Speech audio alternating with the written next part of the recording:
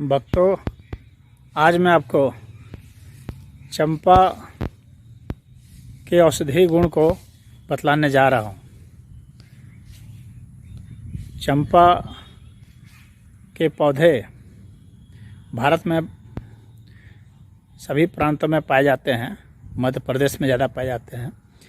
यह पौधा उद्यानों में भी लगाया जाता है। इस पौधे को चंपक भी कहते हैं संस्कृत में, और अंग्रेजी में चंपा को माइकेलिया चंपका भी कहते हैं। तो आइए अब उस पौधे को देखते हैं। देखिए, यह चंपा का पौधा है। इसके फूल हल्के पीले और सफ़ेद रंग के होते हैं, काफ़ी सुगंधित होते हैं। इसका तना देखिए, इसका छिलका जो है तने का, ये काम आता है औषधि में। इसकी जड़ जो है वह भी काम आती है, और इसके पत्ते भी काम आते हैं और फूल भी काम आते हैं। ये पौधा बड़ा हो जाता है, लेकिन अभी तो यह छोटा है। ये करीब 15 फीट का भी हो जाता है। यह बहुत सारे औषधीय गुण में इसका देखा गया है। तो पहले देखते हैं कि यह सर दर्द की बहुत अच्छी दवा है। इसके जो फूल हैं उसका लेप लगाया जाता है, और इसका जो चंपा का जो तेल निकलता है उसका लेप लगाया जाता है। सर दर्द के लिए बहुत ही अच्छा है, और उससे आँख में भी बहुत फ़ायदा हो जाता है। इस आँखों के लिए भी इसके फूल का रस निकाल करके उसे छान करके और बहुत बारीक से फ़िल्टर पेपर से छानते हैं, और फिर उसे 2-3 ड्रॉप आँख में डाल देते हैं सुबह शाम। वो लाभ करता है। यह पेशाब में जलन के लिए भी बहुत प्रयुक्त होता है। पेशाब में यदि जलन है तो इसके फूल को या पत्ते को आप इसका रस निकाल करके और करीब 10 ml पिएंगे सुबह शाम, तो यह बहुत लाभ करता है। तो ये चंपा बुखार में भी बहुत काम का पौधा है। इसके फूलों को या पत्तों को गुलाब के फूल के साथ लेते हैं।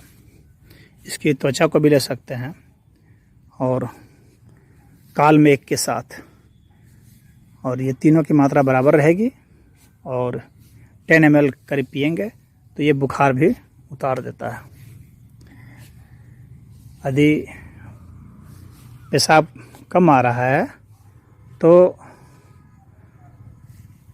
चंपा के पत्तों को या फूलों को निकाल के, उनका रस निकाल करके गोखरू और पुनर्नवा के साथ लेंगे तो उसमें भी यह बहुत लाभकारी है। पेशाब को बहुत जल्दी निकाल देता है।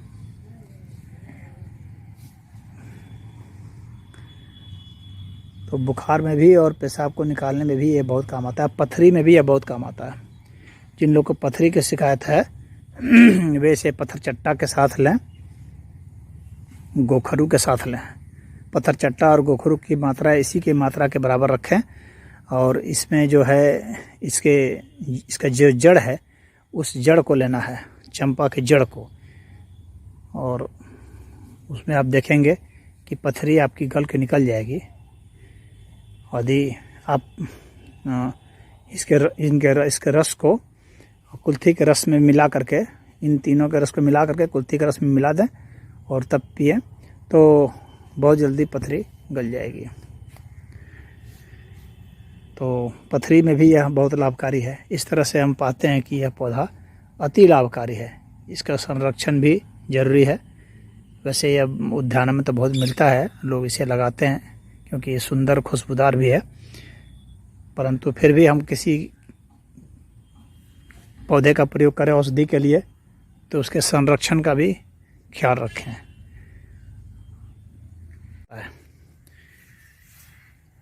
इसकी त्वचा को, तने की त्वचा को यदि आप निकाल करके उसका चूर्ण बना के रख लें तो वह भी काम में आएगा। ये गैस की समस्या को भी दूर करता है, और पेट में यदि कीड़े पड़ गए हैं तो उसमें वाइविडंग के साथ इससे लिया जाता है। वाइविडंग का चूर्ण भी उतना ही मात्रा में ले लेंगे तो यह पेट के कीड़े को निकाल लेता है। यदि सफ़ेद दाग है तो उसमें भी यह बहुत काम आता है। इसकी त्वचा का चूर्ण ले लें या पत्ती को भी ले सकते हैं और फूल को भी ले सकते हैं। इनमें से कोई भी ले लें या तीनों को भी मिला के ले सकते हैं, और इन तीनों को मिला करके इसका जो है आप तेल निकाल लें। इसका जो बीज होता है तो उसके बीज का भी तेल निकाला जाता है। तो अगर बीज नहीं है तो इनका भी तेल निकाल लें, और तेल निकाल करके बाकुची के तेल के साथ मिला दें बराबर मात्रा में। उसमें कुछ नीम का भी तेल मिला दें, मतलब तिहाई मात्रा में, और उसके बाद फिर उसको लगाएं। सफ़ेद दाग के लिए ये बहुत ही लाभकारी है। यदि किसी को बात रोग की समस्या है तो उसमें भी यह काम करता है। अरंड के तेल के साथ लें तो बात रोग में बहुत फायदा पहुंचाएगा ये।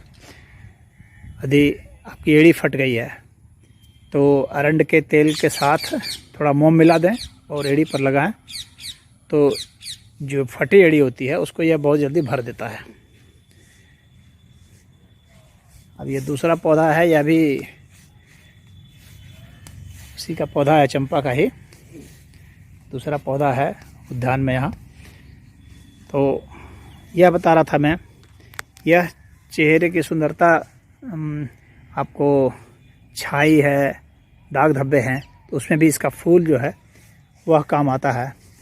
तो फूल आप इसका पीस लें, और फूल को पीस करके ये बादाम के तेल के साथ या जैतून के तेल के साथ और गुलाब की पंखुड़ी और हल्दी थोड़ी मिला दें और उसको झाई पर लगाएं। ये बहुत ही फ़ायदा करेगा, आपकी झाई को दूर करेगा, चेहरे की जो त्वचा है उसमें निखार लाएगा। ये जो चंपा का पौधा है, ये जिन स्त्रियों की योनि से दुर्गंध आती है उसमें इसका प्रयोग होता है। तो चंपा का फूल को मुलट्ठी के साथ और जाती फल के साथ इसको लगाया जाता है पीस करके, वहाँ पर घी में मिला करके, तो यह उसमें बहुत लाभ करता है, दुर्गंध मिटाता है।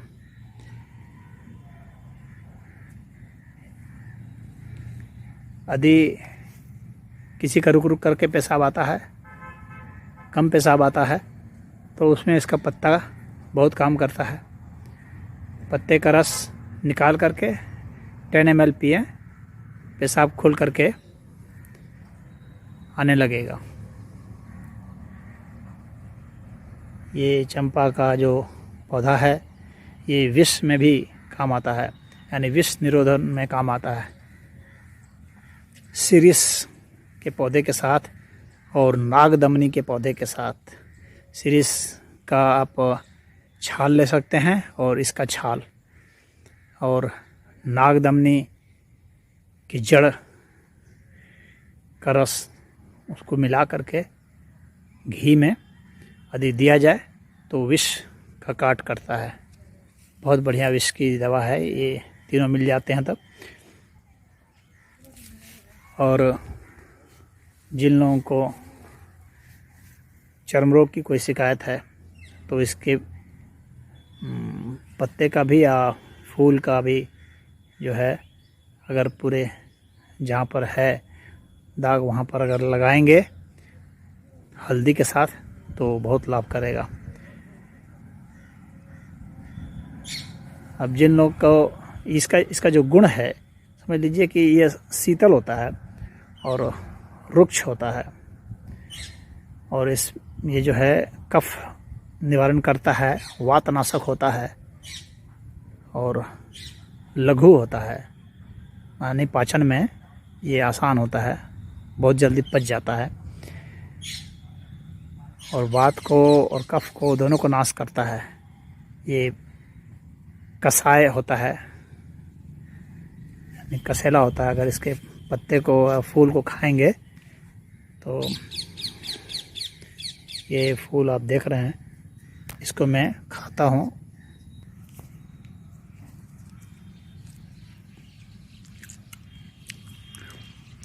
ये कसेला होता है, हल्का मीठा होता है। कसेला हल्का मीठा, ठंडा होता है, सुगंधित होता है, इसलिए इसका एक नाम स्थिर गंधा भी है। इसकी जो खुशबू है ये स्थिर होती है, यानी जल्दी मिटती नहीं है और बहुत मादक खुशबू होती है। इसे स्त्रियां अपने बालों में भी गूंथती हैं। इसका माला भी बनाया जाता है जो देवी देवताओं पर लगाया जाता है, चढ़ाया जाता है। तो यह जो चंपा है यह बहुत काम की है। इसे आप कई तरह के उपयोग में ला सकते हैं। मैंने कुछ आपको उपयोग बताए हैं। यह कान दर्द में भी बहुत फ़ायदा करता है। इसके पत्ते का जो रस है या फूल का जो रस है उसको 2-4 बूंद कान में डालते हैं तो कान का बहना भी बंद हो जाता है। तो उसमें क्या है, लहसुन का रस निकाल करके, लहसुन के रस के साथ इसके रस को मिला करके बराबर मात्रा में और कान में डाल देते हैं, थोड़ा सा कुनकुना गर्म करके, तो उसमें यह फ़ायदा करता है। उसमें अगर सुदर्शन भी अगर आपको मिल जाए तो बहुत लाभ करेगा। सुदर्शन के पत्ते का रस तो वह भी कान में बहुत लाभकारी होता है। तीनों का यदि मिल जाएगा तो बहुत ही लाभकारी हो जाएगा। कान दर्द में फ़ायदा करता है यह। उसी तरह से यदि किसी के शरीर से रक्त बहता है, क्योंकि ये रक्त को भी रोकता है, तो पीपल के पत्ते के साथ यदि इसको लें और गुलाब के फूल के साथ, तो यदि आपका रक्त बहता है, जैसे बवासीर है, खूनी बवासीर है, या जिन लोगों को बहुत ज़्यादा ही रक्त निकलता है अल्सर की वजह से, या मासिक स्राव के समय बहुत ज़्यादा रक्त निकलता है, तो इनका सेवन कर सकते हैं। ये रक्त को, अत्यधिक रक्त को ये बंद करेगा। तो अगर गठिया बात की शिकायत है तो उसमें भी काम आता है। इसका तेल भी काम आता है। गठिया बात में इसका तेल अगर ले लें, चंपा का तेल, इसका बीज होता है, उसमें से तेल निकलता है। और अगर बीज नहीं है तो आप इनके रसों से भी आप तेल निकाल सकते हैं, यानी इसको तेल में पका सकते हैं। रंड का तेल में पका लें और उसको जहाँ पर आपको सूजन है, दर्द है, वहाँ पर लगाएं तो ये दूर करता है। ये सूजन को भी दूर करता है। इसकी पत्तियों का लेप लगा देने से सूजन में बहुत फ़ायदा पहुँचाता है। तो जहाँ भी आपको शोथ है वहाँ इसको लगा सकते हैं। इसके तने का जो चमड़ा है वह भी सूजन में लाभ पहुँचाता है, तो उसको भी लगा सकते हैं।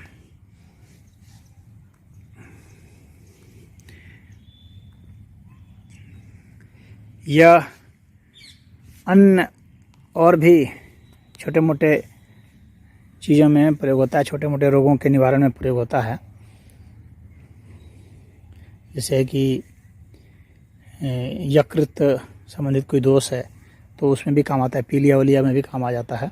हालांकि बहुत ज़्यादा लाभकारी नहीं है, लेकिन बहुत साधारण सा है, अन्न के साथ सहयोगी लाभकारी के रूप में है।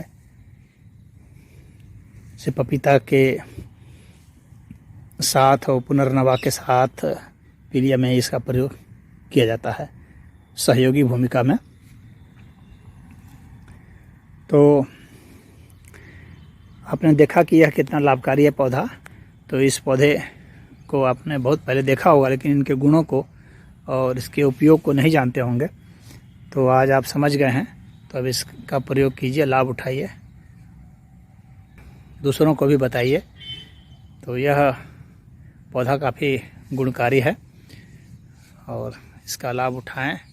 तो आज इतना ही। ओम।